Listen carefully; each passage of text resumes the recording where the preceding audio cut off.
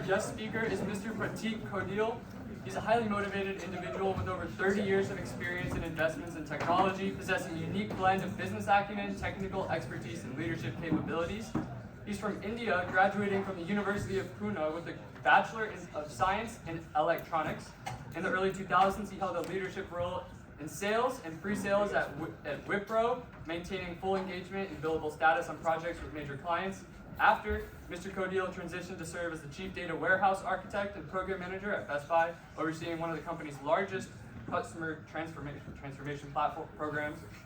Then he held an executive position at JCPenney, leading pricing, marketing, and large-scale customer and transformation initiatives. Now, Mr. Kodial is the founder and chairman of Tapasya Investment Fund. In his free time, Mr. Kodial enjoys swimming, tennis, and cooking. Currently residing in Frisco, Texas, he's the father of a Reedy student and a Reedy graduate. Please join me in welcoming Mr. Kodial.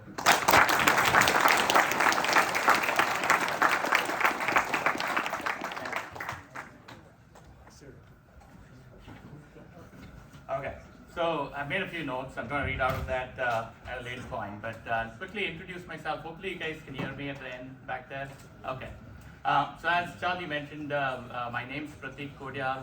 I run a hedge fund. For those who are not familiar with what a hedge fund is, it's basically where individuals or institutions, for that matter, pool in money, and it's invested in capital markets with the intent of getting high returns. So that's basically what a hedge fund is. I also want to thank Charlie for inviting me here. It's my first opportunity to actually talk to high school students. I'm actually very excited to do this and also nervous. Excited again because I get to present to you, and the fact that I'm presenting a topic called as bubbles. I'll touch upon it in a little while. Nervous a little bit because I may not be able to answer all your questions. There's just a lot of information out there, and you guys are certain a lot smarter than I was at your age. In any case, I'll start with a few trivia questions. I brought a few candy as well to motivate you guys. So my daughter said, don't bring in Milky Way. This is one of my favorites. So in case you don't ask questions, I'm going to eat them back home. So anyway, so I'll start with a few trivia questions. Hopefully you guys can answer them. What animal symbolizes a rising stock market? Right. Excellent. Can I throw it? Is that okay?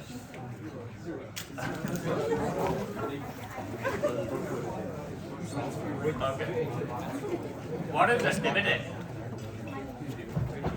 What is a dividend? A little more than that, and I'm not going to give her the... Wait, say. Yeah, sorry, you raised your hand back there.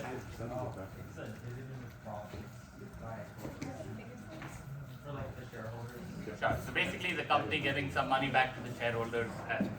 I'm not going to try it from here, so if you guys don't mind, pass me that.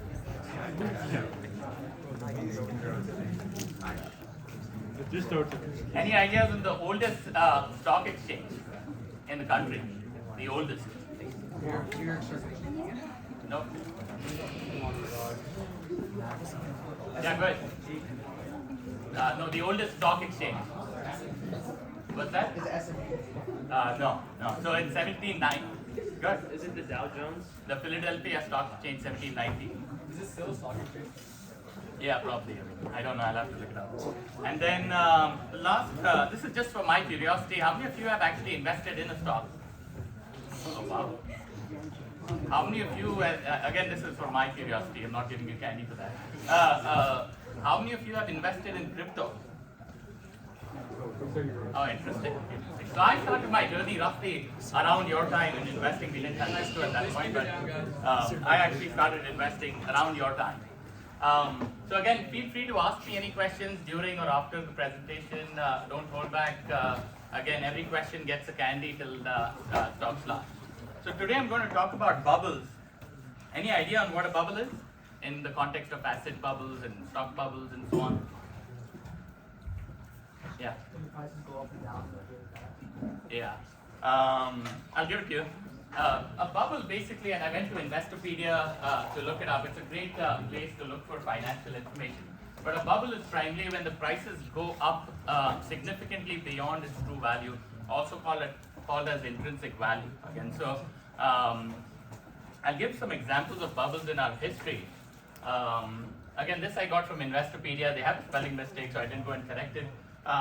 The first one that has been recorded, there probably been some before that as well, is in the 1630s, the Dutch tulip bubble. Any of you have heard about the Dutch tulip bubble?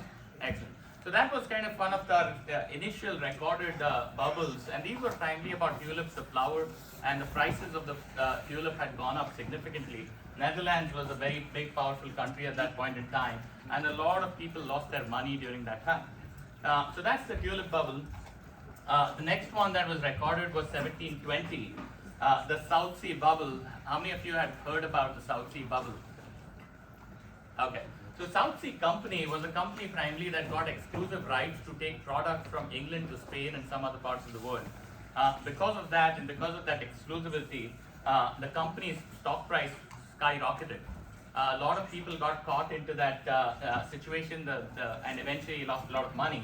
In fact, Sir Isaac Newton, who was about 190 IQ, actually got caught there as well and then lost a lot of money. I'll talk about that in the next slide. The third one on this slide is primarily 1980s, the Japan real estate bubble. There was a lot of money that was freely available in Japan, and the real estate prices went up. And then eventually crashed. 1990s was the bursting of that bubble, and it's been about 30 years for Japan to come back up as far as their economy is concerned.